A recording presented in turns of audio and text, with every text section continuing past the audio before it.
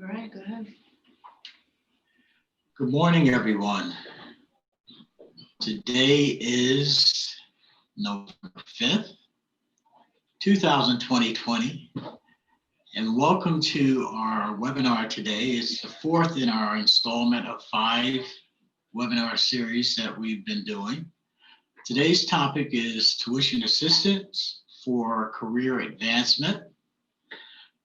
My name is Willie Weiss. Joining me is our case manager from the City of Albany and Youth from Workforce Services, Ms. Janae Parker, and Wayne Pombrio, our Director of IT.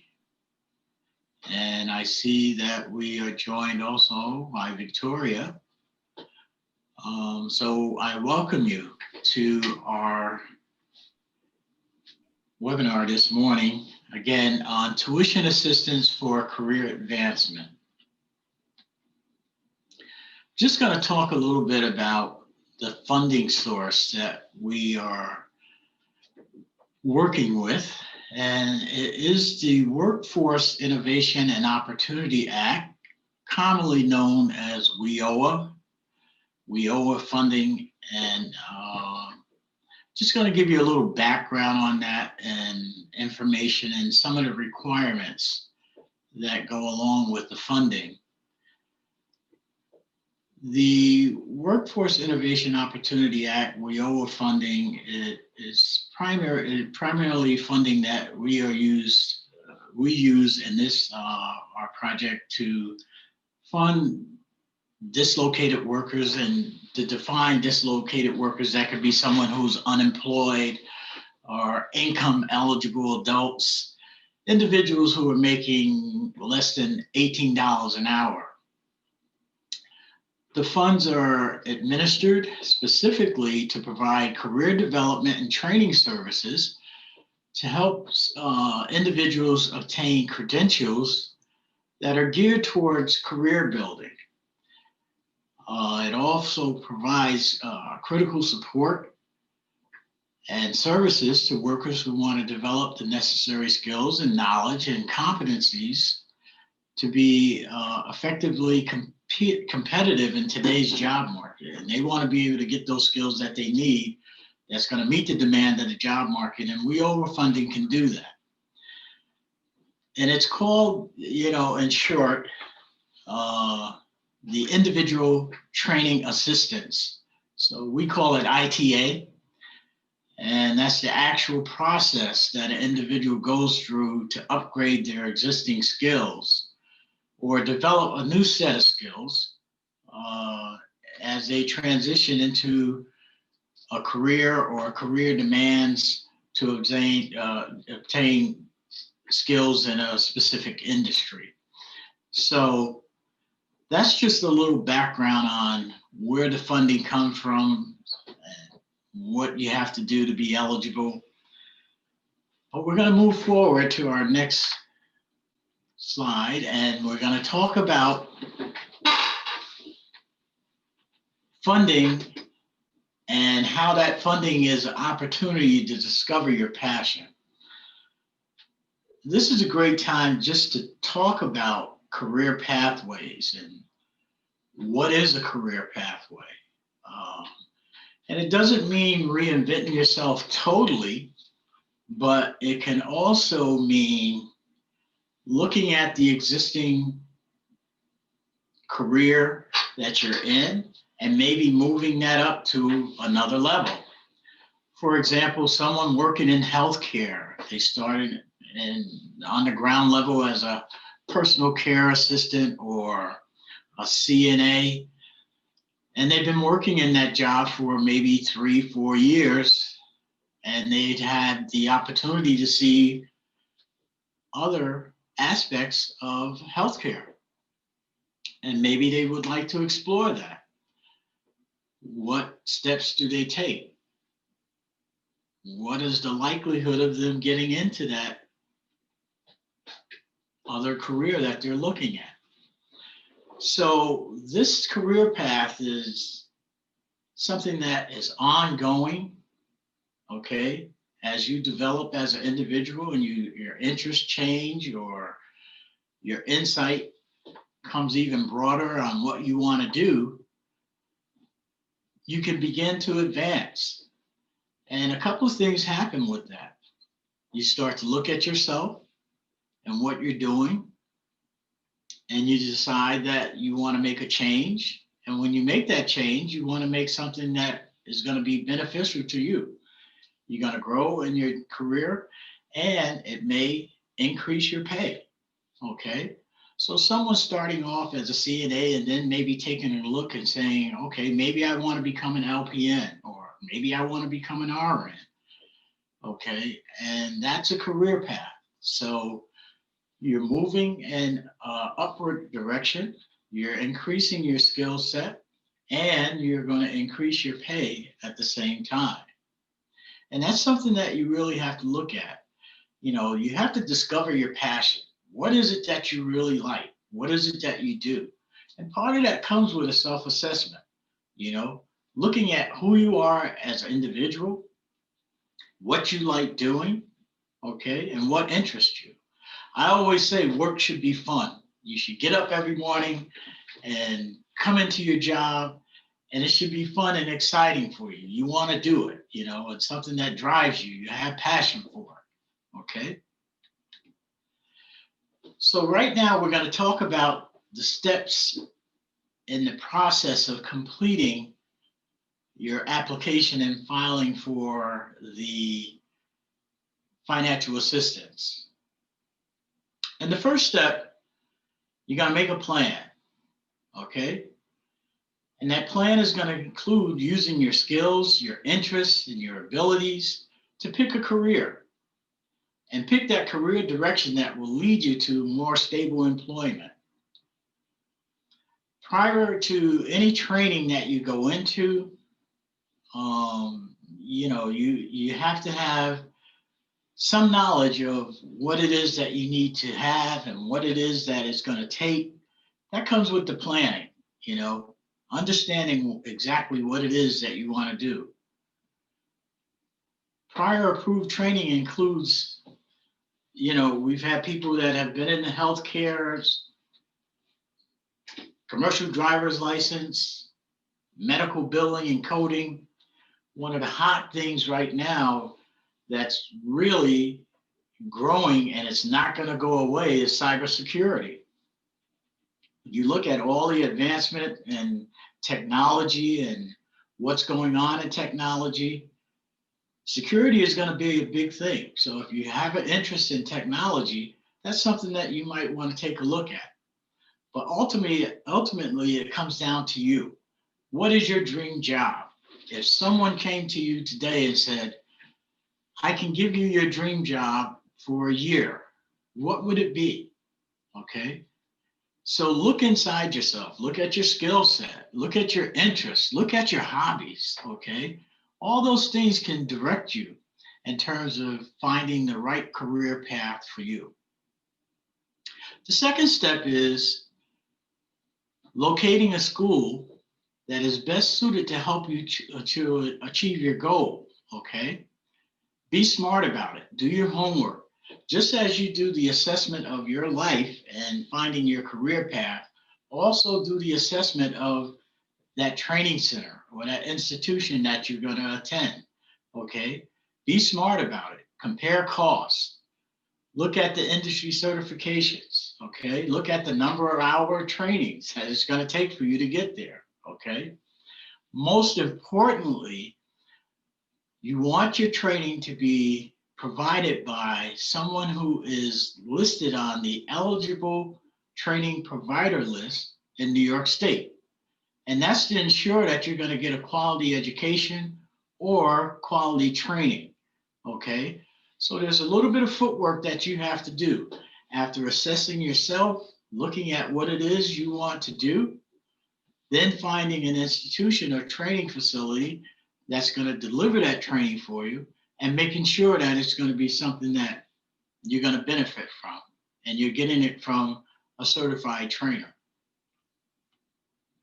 The next step is labor market research. Again, just understanding what it is that you're getting into. There are a number of places that you can look and find information that can help you and give you some guidance in terms of what that job is going to entail, what the future looks like in that job. Is this a job that's going to be eliminated? Is this a job that's going to grow? Okay. These are things that you should always consider when you're looking at a career path. Okay. Step 4 is the paperwork. Carefully completing the forms and outline in the next slide that I'll show you, you'll see just exactly what it is. We'll run down that information for you. The other thing is, step 5, you should contact the Department of Youth and Workforce Services and make an appointment to come in and go over the application process, bring in all your required documents. We'll do an assessment, and your appointment should always be before your classes start, okay? Don't come at the last minute, you know, it's 2 days before your class start and you want to get funding. Do things well in advance. It gives you more time, and it gives you more time to think about what it is that you want to do. We're going to talk here a little bit about the requirement documents that you need, or the documentation, okay? And we'll help you in any way to help complete your application. If you need assistance with getting any of this information, we're there for you. But when you come into your appointment, you should bring the following documentation to help move your application and the process a lot quicker. The quicker you get all this documentation together, the quicker it can go through the approval process, okay? So the first thing on board is the resume. You want to make sure that you have a complete resume. The second thing is a copy of your Social Security card, okay? A copy of your driver's license, New York State ID. You want to have that ID. If it's not a driver's license, you can have the regular New York State ID. That's just as serves the purpose just as well. The other thing is proof of address. Some recent mail, it could be junk mail or anything that you have, just showing that you are a resident in at that address. If you need documentation, a letter of support, you can have that to present as well. If you're living with someone or sharing residency, that could work as well, okay? The big one is the acceptance letter from the school indicating a start and finish date. So if you choose a career like getting a CDL license, you're going to find a local CDL school. You're going to first off make sure that they have checked and you have checked to see if they're on the eligible provider list, okay? Then you will sit down and discuss with them the terms of the training, what kind of training you're looking for, okay? And once you're in agreement to that, there's a letter that will be given to you, accepting you into the program, but make sure that that letter has a start date and a finish date. That's very important, okay? The other document that you want to grab is 2 recent pay stubs. If you don't have a pay stub, if you're collecting unemployment, okay, you can use statements from your unemployment benefits to verify what your income is, okay? But we need some proof of income. So if you're working and you're making less than $18 an hour, you bring in the most 2 recent pay stubs, that would be sufficient. If you're on unemployment, okay, you can bring in your unemployment statement. If you're without an income, you can write a attestation letter, just testifying that you are out of an income and you're living with family and they're supporting you, okay? But something just to verify where you are with your income. This is important for the young men that are applying for assistance because this is federal funding. One of the requirements is that you register with Selective Services. If you haven't registered, we can also assist you with that and help you get registered. If you're not, it's a very simple process, just verifying your name, date, social security number, and we can get you started with that, okay? If you're currently collecting unemployment, you must complete a 599 training application. And the 599 program actually is very helpful and beneficial. Actually, I'm a product of 599. When I got laid off years ago working in a factory, I had applied to community college, and the labor representative in an unemployment office had told me about the 599 program, and he felt that the area of interest which I was going into would qualify me for 599. And it really helped me out tremendously because it helped me with the cost of my rent, buying food, just surviving while I was in school and taking my classes. So it is something that you should do if you're on unemployment. And if you're seeking, to get additional training or continuing a college education, I highly recommend it. What can you expect in your appointment when you come into the office? We kind of touched on some of the stuff earlier. Looking at a plan, one of the things that is required is an individual employment plan, and that's going to look at the strategy as you move forward. Once you've selected a career and you have an idea of what you want to do, we got to kind of give you a roadmap and assist you in building a plan for training and additional education. And then we're going to try and look at, what it is that we need to help you with. Is there other services outside of the education arena that we need to help you with, so that we can help you succeed in this process?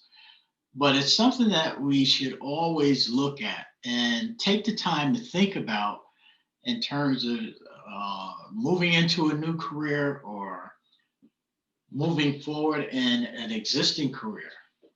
I had a young man that came in to me, and he worked in an auto body shop, and he had a number of years of experience, but his body was taking a little wear and tear from lifting and pulling and getting under automobiles and things of that nature. But he really loved that industry. And so as we were talking, I said to him, well, is there any other arena that you would like to go into? Or is there any place that you know of that you can still use your same skill set? And how could you get there? And he thought about it. He said, well, I could be a teacher, but I don't have a degree. I said, well, there's still some other avenues that you can take. And he thought about it, and I suggested to him, I said, well, what happens? You see cars that are in accidents all the time, I said, who's the first person they call? They call the police. And the second person that shows up after the police to look at the car is the insurance company. I said, you have all the skills to be a claim adjuster for an insurance company. You won't have that wear and tear on your body, but your knowledge base is incredible. It's there. You know how much time it takes to repair a vehicle. You know what the costs are of the vehicle. You can lay out, whether or not this car is salvageable or not salvageable. And it was like a light bulb went off in his head. So he thought about it and he said, well, I'd like to do some training and get more experience in estimating and things in that nature. But his entire skill set was changed, not from something that he didn't know, it just changed to another arena. It changed to another platform. Okay. And his knowledge and his experience would be very beneficial to him. Because the other thing that he talked about was having time with his family, having a regular scheduled job, and being a claims adjuster, he could more or less write his own ticket, even start his own business down the road. So that IP plan is something that we really want you to think about, because you can chart your course, know the direction that you're going in, and then we can help you stay on that course. And if there's anything that we can do to support you while you're making that endeavor, we'll do that. Okay. So again, looking at the individual employment plan, and it's about your dreams. It's a good time to think about, what you want to do. If it is changing careers or finding a new job, take that time to do that, and that's where the self-assessment comes in. You look at yourself and what you like to do, what kind of an individual are you? And then you begin to set your your goals in terms of short-term goals. What do I have to do immediately? And your long-term goals, okay? And where do you see yourself once that training is completed? Identifying those transferable skills. As I said, the young man looked at himself and he had all this experience in doing body work, but he never thought about being a claims adjuster in the insurance industry. Okay. So the skills that you have, you can transfer them into other professions and do equally as well. Assess the barriers that might hinder you from your success. Okay. And develop a plan that may include referral to other community resources. As I said, if there's something that is going to hinder you or get in the way, if you need childcare, okay, transportation, whatever it is, let us know. That's what we're here for. We'll support you through that. We'll try and support you in terms of getting the resources that you need so you can stay focused on what your plan is. Okay. Labor market information. Okay. That's very important. Know what's available in the area. Know what's hot and what's not. We're in an industry that area where we're dominated by service industries, but at the same time, there's a new spirit of growth that's happening in this area. Take a look at the market and see what's in demand. Right now, you have healthcare that is constantly growing. There's an emergence of green energy jobs, okay? Not just through weatherization, but there's a massive project that's going to take place with wind energy in this area, okay?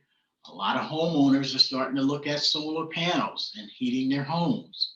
So that's an emerging growth industry in this area. The other thing is advanced manufacturing, okay? Hudson Valley has just opened up a new complex over there for advanced manufacturing. A lot of job opportunities coming through there. Sales and related businesses like that are always there. The hospitality industry, they're going through some changes, but they're still there, okay? These are things that are in our area. Take the time to research and see what businesses, what industries are growing, what industries are leaving, and if there are industries that you're interested in, then you can start to find a good path to a career path that might suit you. This is one of our students that we had who came through our office, Lee McPeters. And Lee is a perfect example of finding an interest and getting on a career path and doing it. This young man started out in facilities maintenance, and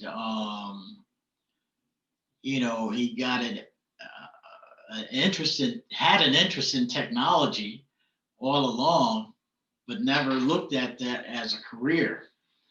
But once he got involved and he applied to the financial assistance program, he got approved for Albany Can Code, and he got into taking the basic technology courses, basic web design, front-end management, and it led to a career now. He went from a maintenance worker to a tech instructor at Albany Can Code. So thinking of things that you like, that interest you, that can be a career, can be a good thing. And I always say, work should be fun, okay? You should enjoy getting up in the morning and knowing that you're going in and doing your job and you're gonna make something happen in the day that's gonna change someone's life and bring happiness to yourself as well. But I look at Lee and he is so much happier now, going from doing something that he did out of necessity and really didn't care for that much maybe, but he did it because it was earning a living for him, to going to a whole new spectrum of doing what he likes, working with technology, and he never thought that he could see himself there as a teacher, and it happened just that quick, okay? So as you're searching, as you're looking for careers, examine yourself. Where do you want to be? What's important to you, okay? Work should be fun. So in conclusion, making a career choice is not an easy thing. It should be fun. And I know I sound redundant, but you should love what you do, okay? Something that you have a sincere interest in. There are a number of resources out there that can help you find a career. But the first step in finding a career, it starts with you, okay? The self-assessment is a key to choosing any career. Knowing that important question, and there's hundreds of questions out there that you can ask yourself, but what's important to you, okay? What do you like doing? What's important to you in life? Do you like to have time for yourself, spend time with your family, okay? Or do you want to work all day? And so these are things that you factor in when you're looking at a career and how demanding that career is and what it's going to give you financially, what it's going to give you personally, okay? And finally, I say in conclusion, WIOA funding is the last resort. We encourage you to work with your training provider, okay, especially eligible training provider on the New York State list, to determine whether or not Pell and TAP and other financial scholarships are available and that they accept them, okay? So there's a little groundwork that you have to do, and it starts with you first, understanding what you are, who you are, what you like, what kind of interest you have, and can that interest be turned into a career? And I know I've repeated this story to a number of people before, but what drove me into going into my first career, which was radio, television, broadcasting, is that I enjoyed movies. I enjoyed listening to music. I enjoyed, watching TV. And I wanted to see just how it worked. What makes television movies so popular? What makes music, the way it is? And I had an interest in it. And I learned a lot of different things about that. So, you can take an interest, you can take something that you really enjoy, a hobby, for example, okay? Photography could be turned into a career. So when you look at these things, stay in the interest in things that you like and make that like into a career, and that career will be fun, okay?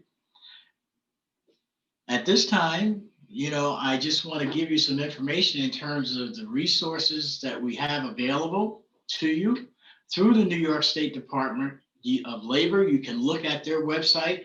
You can find information on careers. ONET will give you 5 pages or more of information on a career that you're interested in, information from salary to growth in the industry, The job zone is there, okay, through our careers centers. And you can also look at the occupational outlook handbook. That's another good resource from the US Bureau of Labor and Statistics. And you can get a better idea of what a career is going to look like in the next 10 years, if it's something that's in demand. Again, wage information. So you've got some good resources out there that you can use. Do your homework, okay, and take the time to find out what it is that you really want to do. Any questions at this time?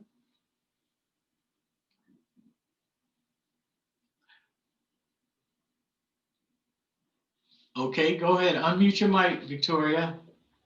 Hi. Hi, how are you, Victoria? Yeah, I'm good. Thank you for joining us. Yeah.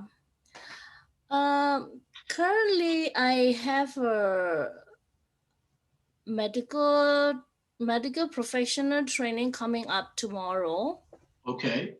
But currently, I'm working at USCRI as a on call interpreter. But because of the COVID, the hour is going down. So I'm wondering, do you know this training provider, Mary's College?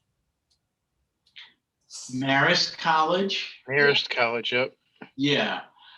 Yeah, she said that she will going to have a training tomorrow, November 6th. But this is for medical professional because now currently I'm doing community and the USCRI, but I want to be a professional to become my service by interpreter. Okay. So, but I couldn't afford this time out from my pocket. Okay. Training fees is like 750. But if you pay advance, then she told me like 700. Okay. All but right. So what too close, just tomorrow. And then how can am I eligible, or how can I get the grant, or do you have any ideas? Then give me. Yeah, what we will do, Victoria, I'll reach out to you after the webinar, and I'll contact you, and we'll schedule a time that we can get together and get the application started for you and touch the areas that I think you're concerned with is the financial assistance and your eligibility. So once we determine that, I think there might be a way that we can help you. Okay. Okay. Mary also told me that she can arrange the classes if it is too close, if it is not approved yet. Because I got this information just Monday, so it is too close. We don't have much time. Okay, so let's get together after the webinar. And I believe we have your number, but if you want, I'll email you. I think I sent you an email last week too. Yeah, last week. So I have your email address and I'll get in touch with you. Okay. I got your number, Wally. Yes. Yeah, maybe I will going to test or say hi. Yeah, just once we end the session, just give me a call. And okay. Okay, thank you. So if there's any other questions or any other comments, it's open to my colleagues if they'd like to make a comment or a suggestion. Mr. White, Pombero, or Ms. Parker. If not, we'd still like to hear from you. Okay. Thank you for attending, Nat. Hope to see you next week. Thank you. Yeah, if anybody wants to email us or contact us, you can call the number that's there. We do have our email, which is albanyajc@capreg.org. That is an email address dedicated to strictly for our customers who want to contact us, ask us questions, send us resumes, whatever you have, we will be able to work with you and, set up an appointment so that we can meet. You can also call, or our social media is available. If you do have time and feel comfortable coming into the office, our office is located at 175 Central Avenue. We are on the second floor. So if you want to call either myself, Mr. Weiss, Mr. White, or Wayne, we can set up an appointment for you to come into the office and we can meet and talk in more depth, about what it is that you need training for, or if you want to go to school, or, whatever it is that you need, we can, talk in depth about. Okay. I I look forward to hearing from you soon. Nat, you have another question? Oh, I have a question. My name's Carrie. Oh, hi, Carrie. Hi. So I know you guys said that you should try to plan stuff in advance. Yes. And I guess I just wondered sort of the gap of the connection between the $5.99 for those collecting unemployment as opposed to sort of going through that process of trying to get the federal aid for for the training. So like, for example, if there was a training that started in February, because that would be the next for a certification, that would be sort of the next available session for a specific training. Do you still recommend that people go through the process even though they're on unemployment now? Even though that situation, I guess, could change? Like, I just wanted to know a little bit more of. Yeah, I think you should. It could be beneficial to you. I mean, if it's another resource for you, you should take advantage of it. Even though your class is in February, it's going to start in February. We don't know what's going to happen with unemployment, but it's better to be safe than sorry. Okay. Wayne, I think you wanted to chime in on that. So, hi, Carrie, first of all. Hi, Wayne. Unless you're envisioning you're exhausting your entitlement to unemployment before February, in which case there would be little to no benefit of the $5.99 at that point. Okay.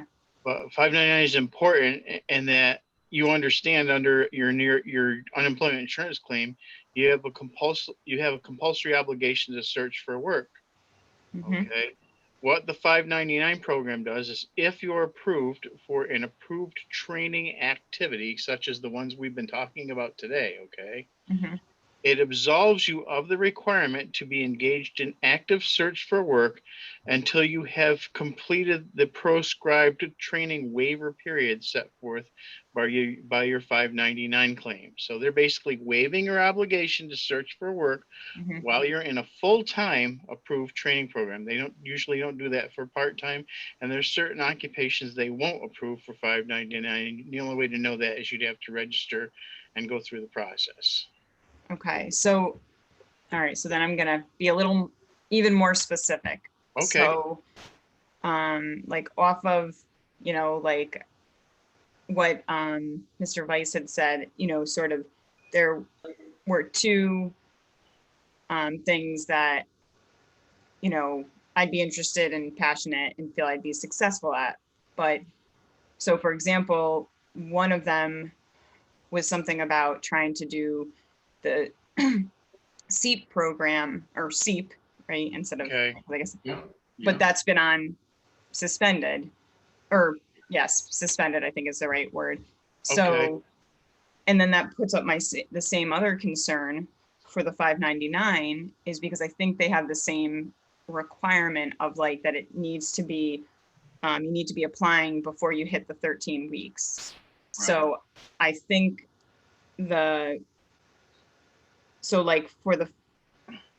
so for SEEP, that's where then that puts there not to be an option that way because it's suspended. And then with the 599, I believed it was the same thing where it's not just about exhausting my benefit, but I know I'm after the 13 weeks. That's right.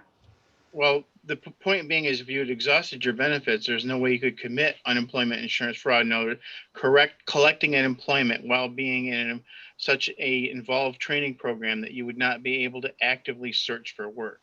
Okay, as in full-time training. All right. Yep. That's what the 599 is in this context. Yep. That's what we mean by the benefits of 599. We're going to treat the SEEP discussions separately, and I'm not. What I'm doing or saying, I'm not making any further claims about SEEP other than the ones that Department of Labor will make about it as we progress. Okay, in this post-COVID world in which we live here. Okay, so they drive the bus on that. They do drive the bus on the 599 SEEP approval ultimately. What I would say is if you decided to pursue training, and you could conceivably pursue, explore the possibility of getting funding for training, we would at the same time, as a matter of course and protection for you, insist that you also apply for 599. So that way you're still getting your unemployment insurance. We would pay for whatever, if we approved you for training, we would pay for whatever portion of that training, if not the entire training, right? That we had agreed to, because remember, we're the funding stream of last resort under WIOA. Okay. And at that same time, through the proscribed 599 approved training period, you could not be determined collecting benefits fraudulently, even though you may be in a full-time training program, because they approved it as such. Okay. Exactly. That's going to waive your requirement to search for work through the training period that they proscribe. Okay. Then at that point, the expectation is once the training, hopefully, ideally, the training and your 599 waiver have expired, you're expected to return to work search posture until such time as you, God forbid, either exhaust your unemployment benefits or better yet, you find work before you exhaust. Okay. Okay, does that make sense to you? I guess I still get caught. I don't have because I don't have the stuff in front of me. I thought there was the part that for the 599, I could only apply for that if it was before I hit 13 weeks on my claim. Yeah. So right. So if I'm past 26 that, eligible weeks of benefits, ideally, under a normal unemployment insurance claim. Okay. So you'd have 13 weeks left that you'd want to be protecting your say you get approved through SEEP, or you found a way to fund yourself, whether through us or through other sources, okay, for training, right? But either way, you found a way to fund yourself through training. You got a plan in place, which is what we just got done talking about in this presentation. Have a plan. And like I said, at the risk of beating a drum to death, it's so important to have a plan. Then on top of that, if to claim unemployment insurance through a period in which you are in a full-time training program, right? It's difficult to be able to argue to the people you're reporting to unemployment that you are engaged in an active search for work while all your energy is focused on training in a full-time training program, right? Right. I'm either training or I'm looking for work if I'm training full-time, right? But it's pretty unlikely I'm doing both fastidiously. Okay, I'm doing one or the other fastidiously. And they're saying we can't have that. If you're collecting unemployment without a 599 waiver, then you should be able to demonstrate a full, diligent, and active search for work. Now, some people get approved, they get rejected for 599. The reason they get rejected in many cases, although not every case, is that they're in a part-time training scenario, okay?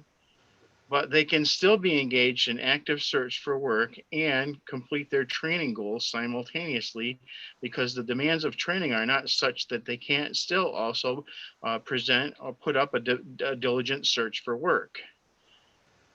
So having said Labor that, wants to see that you're Wayne, doing a diligent work search. Yes. having said that, I think we got a good idea. And Carrie, you can call. Yeah. And we can continue this discussion. Okay. But for the sake of time and purposes, I think we course. should just move forward. So Thanks. 518-282. Right. Okay. The number is 518. If you want to talk directly to Willie Bice, his direct extension is 518-242-8228. Great. Thank you. You're welcome. Thank you, Carrie, and thank you, Willie. And thank you, Janae. Yep. All right. Thank you.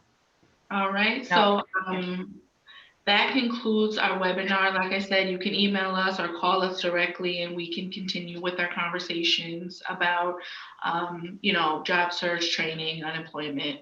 We can talk about that. So Right. Carrie, I look forward to hearing from you. Nat, I look forward to hearing from you as well. Thank you for joining us. All right. Yes. Thank you. You're All right. welcome. Have a good one. You too. All Stay right. safe. Bye.